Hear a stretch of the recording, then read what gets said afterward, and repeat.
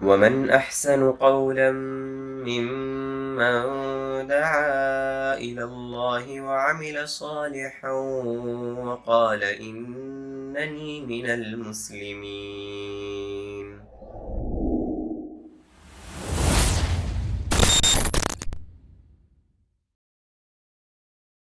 اب میں فضیلۃ الشیخ انعام اللہ گورکھپوری صاحب کو دعوت دیتا ہوں. ان کا موضوع ہے تربیت اولاد. یہ بھی ایک اہم فریضہ ہے ہمارے سب کے لیے کہ اولاد کی تربیت اچھی ہونی چاہیے. اگر اولاد کی تربیت آپ نے صحیح ڈھنگ سے کیا ہے تو سمجھیے آپ نے آخرت اپنی بنائی ہے. یہ ہماری ذمہ داری ہے. بچوں کی تربیت ہر شخص کے اوپر لازم ضروری ہے. یہاں تک کہ حدیث میں آتا اللہ کے نبی صلی اللہ علیہ وسلم فرماتے ہیں جس نے اپنے اولاد کی تربیت اسلامی تربیت نہیں کی اور ان کو اسلامی سانچے میں نہیں ڈھالا اس نے ان کے ساتھ غش کیا اور وہ اس حال میں مرتا ہے کہ اس کے بچے بگڑے ہوئے ہیں تو گویا اس نے غلط راستے پہ لگا دیا ہو. یہ بہت بڑا صدقہ جاریہ ہے اور ہماری ذمہ داری ہے بچوں کی تربیت. بہرحال اس موضوع کی وضاحت فضیلۃ الشیخ انعام اللہ حفظ اللہ کریں گے. میں ان کو دعوت دیتا ہوں کہ فضیلۃ الشیخ تشریف لائیں اور اپنے موضوع کی وضاحت کریں. السلام علیکم ورحمۃ اللہ وبرکاتہ. الحمد للہ والصلاة والسلام علی رسول اللہ واشہد ان لا الہ الا اللہ واشہد ان محمدا عبدہ ورسولہ. اما بعد قال اللہ تعالی فی کلامہ العظیم اعوذ باللہ السمیع العلیم من الشیطان الرجیم یا ایہا الذین آمنوا قوا انفسکم واہلیکم نارا وقودها الناس والحجارہ علیہا ملائکۃ غلاظ شداد لا يعصون اللہ ما امرهم ويفعلون ما يؤمرون. سبحانک لا علم لنا الا ما علمتنا انک انت العلیم الحکیم. قابل احترام اسلامی بھائیوں، ساتھیوں اور عزیزوں، اللہ رب العالمین نے انسانوں کو پیدا کیا ہے اور ان کے لیے مرنے کے بعد دو جگہیں مقرر کر رکھی ہیں. ایک اس کی بنائی ہوئی نعمت اور جسے جنت کہا جاتا ہے، اور دوسرے اس کے عذاب جسے جہنم کہا جاتا ہے. جنت کے متعلق اللہ نے کہا اعدت للمتقین، یہ متقیوں کے لیے تیار کی گئی ہے، بنائی گئی ہے. اور جہنم کے متعلق کہا اعدت للکافرین، یہ کافروں کے لیے بنائی گئی ہے، تیار کی گئی ہے. لیکن اللہ تعالیٰ نے اہل ایمان کو بھی یہ کہا کہ تم جہنم سے اپنے آپ کو بچاؤ. صحیح یہی ہے کہ اصل میں جو لوگ ایمان والے ہیں وہ ہر حال میں جہنم سے نکالے جائیں گے اور جنت میں داخل کیے جائیں گے. جیسا کہ صحیح مسلم وغیرہ میں موجود ہے کہ رائی کے دانے کے برابر بھی ایمان ہوگا تو انہیں جہنم سے نکالا جائے گا. اور بعض روایت میں یہ ہے کہ لم یعملوا خیرا قط، ایسے لوگوں کو جہنم سے نکالا جائے گا جنہوں نے کبھی کوئی اچھا کام نہیں کیا ہوگا لیکن ایمان رہا ہوگا، توحید رہی ہوگی، اس بنیاد پر انہیں جہنم سے نکالا جائے گا. یہاں پر اللہ تعالیٰ نے یہ بات بیان فرمائی ہے کہ آدمی اپنے آپ کو اور اپنے اہل و عیال کو جہنم کی آگ سے بچائے. پہلے یہ جان لیں کہ جب بھی قرآن میں ہم اور آپ پڑھتے رہتے ہیں، جب قرآن میں یا ایھا الذین آمنوا آ جائے تو بڑی توجہ کی ضرورت ہوتی ہے. عبداللہ بن مسعود رضی اللہ تعالیٰ عنہ کہتے ہیں کہ جب قرآن میں دیکھو یا ایھا الذین آمنوا فرعھا سمعک، تو اپنی توجہ اور اپنا کام اس طرف لگا لو. فإنھا خیر یؤمر بہ، کیونکہ اللہ تعالیٰ کوئی بھلائی کا حکم دینے جا رہا ہے، خیر اور بھلائی جس کا حکم دیا جا رہا ہے. او شر ینہی عنہ، یہ برائی ہے جس سے روکا جا رہا ہے. تو قرآن پڑھنے کا اسلوب اور طریقہ یہ ہے کہ جب یا ایھا الذین آمنوا آپ پڑھیں تو وہاں ٹھہر جائیں، کیونکہ آپ اس کے مخاطب ہیں، کوئی دوسرا نہیں ہے. اللہ تعالیٰ نے کیا بیان کیا؟ یا ایھا الذین آمنوا قوا انفسکم واہلیکم نارا، اے مومنو، اے ایمان والو، اپنے آپ کو اور اپنے اہل و عیال کو جہنم کی آگ سے بچاؤ. وقودها الناس والحجارہ، جس جہنم کے ایندھن پتھر اور انسان ہیں۔ پتھر اس وجہ سے کہ ان پتھروں کو ڈالا جائے گا، جیسے عبداللہ ابن عباس نے بیان کیا رضی اللہ عنہما کہ بعض پتھروں کو گندھک کی صورت دے دی جائے گی جو وہاں ڈالے جائیں گے تو اس سے آگ تیز ہوگی، اور بعض وہ پتھر جن کی دنیا کے اندر پوجا کی جا رہی ہے ان کو اسی میں ڈال دیا جائے گا۔ تو اس جہنم سے اپنے آپ کو بچاؤ جس کے ایندھن انسان اور پتھر ہیں، اور جس جہنم پر وہ فرشتے متعین ہیں جو انتہائی سخت، بے رحم اور قوت اور طاقت والے ہیں، جو اللہ تعالیٰ کی نافرمانی نہیں کرتے اور اللہ تعالیٰ جن چیزوں کا انہیں حکم دیتا ہے اسے وہ بجا لاتے ہیں۔ ایک آیت کے اندر کئی چیزوں کو غور کرنے کی ضرورت ہے۔ پہلی چیز تو یہ کہ یہ نہیں سمجھنا چاہیے کہ ہم نے کلمہ پڑھ لیا ہے تو ہمارے لیے جنت بک ہو گئی ہے، کیونکہ یہاں کلمہ پڑھنے کے بعد کہا جا رہا ہے یا ایھا الذین آمنو، اے مومنو اپنے آپ کو اور اپنے گھر والوں کو جہنم کی آگ سے بچاؤ، جہنم کی آگ سے نکالنے کی کوشش کرو۔ کس طریقے سے ہم اور آپ جہنم کی آگ سے اپنے آپ کو بچا سکتے ہیں؟ سب سے پہلے یہ کوشش کریں جاننے کی کہ جہنم کی آگ ہے کیا، اس کی خطرناکی کا اندازہ لگائیں تاکہ بچنے میں اور بچانے میں آسانی ہو سکے۔ یہ کوئی ایسی آگ نہیں ہے جسے ہم اور آپ نے جلایا ہو اور وقت کی رفتار اسے بجھا دے۔ یہ کوئی ایسی آگ نہیں ہے کہ وقت کے ساتھ ساتھ اس کی آنچ میں دھیما پن آ جائے اور اس کی گرماہٹ میں کمی آ جائے۔ یہ وہ آگ نہیں ہے جسے کسی اور نے جلایا، نار اللہ الموقدہ، یہ وہ آگ ہے جسے اللہ نے جلایا ہے، یہ اللہ کی آگ ہے جو انسان کے سینوں تک پہنچ جائے گی۔ یہ وہ آگ ہے جس کے بارے میں اللہ کے پیغمبر صلی اللہ علیہ وسلم فرمایا کرتے انذرتکم النار، انذرتکم النار، انذرتکم النار، میں تمہیں جہنم کی آگ سے ڈرا رہا ہوں، میں تمہیں جہنم کی آگ سے ڈرا رہا ہوں۔ تو یہ وہ آگ ہے جسے اللہ نے جلایا، جسے کوئی بجھا نہیں سکتا، اور جہاں پہنچنے کے بعد انسان کے عذاب میں کمی کا کوئی تصور نہیں ہوگا۔ دن بدن انسان کے عذاب میں اضافہ ہی ہوگا، کمی کا کوئی تصور نہیں۔ ایسا نہیں کہ انسان کب جہنم کے اندر داخل کر دیا گیا تو لمحے کے بعد، کچھ دنوں کے بعد آگ ٹھنڈی ہو جائے گی یا چمڑیاں مضبوط ہو جائیں گی یا جل جائیں گی، یہ معاملہ نہیں۔ کلما نضجت جلودہم بدلناہم جلودا غیرہا لیذوقوا العذاب، جب ایک چمڑی جل جائے گی ہم دوبارہ نئی چمڑی لگا دیں گے تاکہ عذاب کا مزہ چکھتے رہیں۔ تو یہ وہ آگ ہے جسے اللہ نے جلایا ہے، جسے کوئی بجھا نہیں سکتا ہے۔ یہ وہ آگ ہے جس کی تپش کا کوئی اندازہ نہیں کر سکتا ہے۔ یہ وہ آگ ہے جب انسان داخل کیا جائے گا تو اس کا کوئی حصہ باقی نہیں رہ جائے گا الا موضع سجودی، جیسا کہ صحیح حدیث میں بیان کیا گیا کہ انسان جب جہنم کے اندر داخل کیا جائے گا اور ایمان والا ہوگا تو اس کے جسم کا سارا حصہ جلے گا سوائے موضع سجود، جو سجدہ کی جگہ ہے وہی محفوظ رہ جائے گی۔ تو انسان اپنے آپ کو اس آگ سے بچانے کی کوشش کرے۔ پھر اللہ تعالیٰ نے کیا بیان کیا کہ یہ آگ پر جو فرشتے متعین ہیں، وہ فرشتے ایسے نہیں ہیں جن کی صفات یہ ہے کہ یہ آپ کی تکلیفوں کو دیکھ کر کے آپ کے عذاب کو کم کر دیں گے۔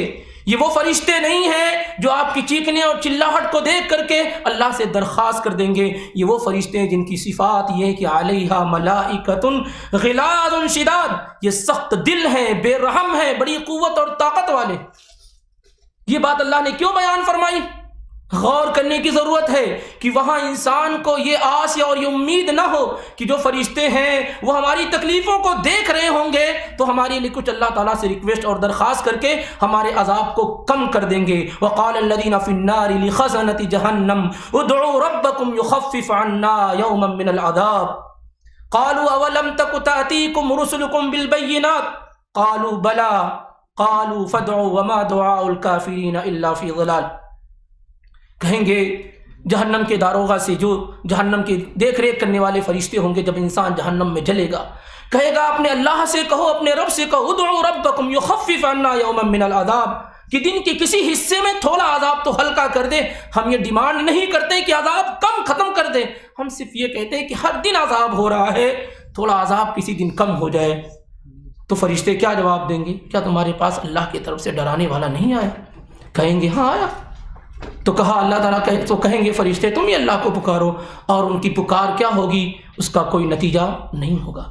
تو جو فرشتے عذاب دینے کے لیے متعین ہیں، عذاب پر متعین ہیں، ان سے آپ کوئی رحمت کی توقع اور امید نہ لگائے بیٹھے رہیں۔ پیارے رسول صلی اللہ علیہ وسلم فرماتے ہیں، براء بن عازب کی روایت سنن ابو داؤد نے، مسند احمد اور حدیث کی دیگر کتابوں میں موجود ہے کہ جب انسان قبر کے اندر داخل کیا جاتا ہے اور فرشتے آتے ہیں، سوال و جواب ہو جاتا ہے اور انسان برا ہوتا ہے، تو پھر اس کے ساتھ جو معاملہ ہوتا ہے ثم یقید لہ اعمی ابکم، پھر جو فرشتہ اس کو عذاب دینے کے لیے مسلط کیا جاتا ہے اس پر، وہ فرشتہ ہوتا ہے جو اندھا ہوتا ہے اور جو بہرا ہوتا ہے۔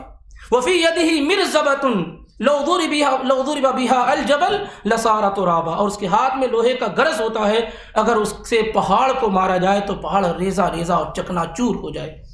تو وہ فرشتہ مارتا رہے گا لیکن وہ آپ کی چیخنے اور چلاہٹ کی آواز کو نہیں سن سکے گا، کیونکہ وہ بہرا ہے، اسے سنائی نہیں دے رہا ہے، کیونکہ وہ اندھا ہے، اسے دکھائی نہیں دے رہا ہے۔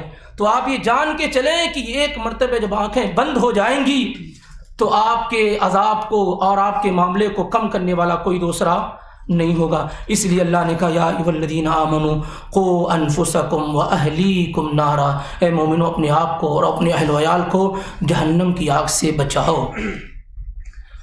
یہ اللہ تعالیٰ کا بیان ہے، اللہ کا فرمان ہے۔ ہم خود بھی جہنم میں جا رہے ہیں، خود بھی صبح سے شام جو ہماری کوششیں ہوتی ہیں وہ صرف جہنم میں لے جانے والی ہوتی ہیں۔ ہم صبح سے شام تک جو عمل کرتے ہیں وہ اعمال ہوتے ہیں جو اکثر جہنم کی طرف لے جانے والے ہوتے ہیں، اور اپنے ساتھ ساتھ ان ننھے منھے معصوم بچوں کو بھی جہنم کی طرف جھونک رہے ہوتے ہیں۔ یہی اس دور کی سچائی ہے، اس سے آدمی انحراف نہیں کر سکتا، اس کا انکار نہیں کر سکتا ہے۔ ہر شخص اپنے ساتھ، اپنے اہل و عیال کے ساتھ جہنم میں جانے کی تیاریاں کر رہا ہوتا ہے، جہنم کے راستے ہموار کر رہا ہوتا ہے، اپنے بچوں کو جہنم کی طرف لے جانے کی کوششیں کر رہا ہوتا ہے۔ آپ دیکھیں گے تو یہی صورتحال نظر آئے گی۔ اللہ نے کہا کہ اپنے آپ کو اور اپنے اہل و عیال کو جہنم سے بچاؤ۔ کس طریقے سے جہنم سے بچائیں گے؟ سیدنا علی بن ابی طالب رضی اللہ تعالیٰ عنہ فرماتے ہیں کہ علموہم خیرا، انہیں خیر کی تعلیم دو، بھلائی کی تعلیم دو، جو اللہ نے سکھلایا ہے، جو اللہ نے بتلایا ہے، جو رسول نے سکھلایا ہے وہ بتاؤ انہیں، یہ خیر ہے، اس سے جہنم سے وہ بچیں گے۔ ہم انہیں وہ سکھاتے ہیں جو لوگوں نے بنایا ہے، جو لوگوں نے سکھایا ہے۔ بچہ پیدا ہوتا نہیں 4 سال 5 سال کا ہوتا ہے، ماں باپ اسے اٹھا کر کے کنوینٹ اور اسکول کے حوالے کر دیتے ہیں، جہاں جا کر کے صرف وہ دنیا سیکھتا ہے، اسے یہ نہیں معلوم ہوتا، یہ نہیں پڑھایا جاتا کہ تمہارا رب کون ہے، تمہارے نبی کون ہے، تمہارا دین کیا ہے۔ ننھے منھے معصوم بچے کو اللہ سے پہلے، خالق سے پہلے مخلوق کی پیدا کردہ چیزوں کو پڑھانے کی کوشش کی جاتی ہے، اور پھر رفتہ رفتہ اس کے ذہن و دماغ میں ہی ساری کی ساری چیزیں کیا ہے، بیٹھ جاتی۔ یہ تعلیم، جتنی بھی تعلیم ہے، تعلیم بہتر چیز ہے، لیکن اس کا استعمال، جو طریقہ ہم استعمال کر رہے ہیں وہ بہت غلط ہے، وہ بہت غلط ہے۔ سب سے پہلے جو بچوں کو سکھانے کی چیز ہے وہ یہ کہ کس طریقے سے وہ جہنم کی آگ سے بچ سکیں گے۔ اقرا بسم ربک الذی خلق، پڑھو اس رب کے نام سے جس نے پیدا کیا ہے۔ رب سے پہلے کیا پڑھیں گے؟ ہم نے اپنے بچوں کو اتنا پڑھایا کہ ایک ملک سے دوسرے ملک میں بھیجا، وہاں سے ڈگریاں لاد کر کے آئے، لیکن اللہ کی قسم وہ نہیں جانتے کہ ان کا رب کون ہے، ان کا نبی کون ہے، ان کا دین کیا ہے۔